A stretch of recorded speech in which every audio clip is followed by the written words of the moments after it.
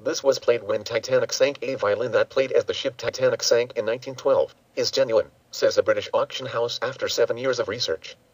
Several survivors have told about it. In retrospect, has become one of the most famous scenes from the accident.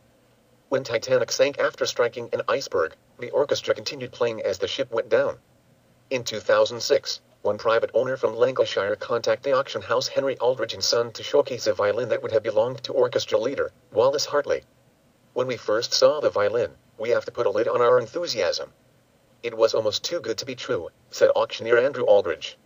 Aldridge got more experts to investigate whether the violin had actually been on the Titanic, and after 7 years of investigation they believe now to be able to prove beyond any reasonable doubt that it is genuine, writes BBC. Worth millions.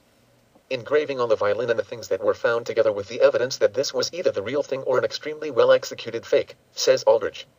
Among those involved in the investigations, State Forensic Science Service, which concluded that water damage and corrosion was consistent with the violin had been long in the sea water.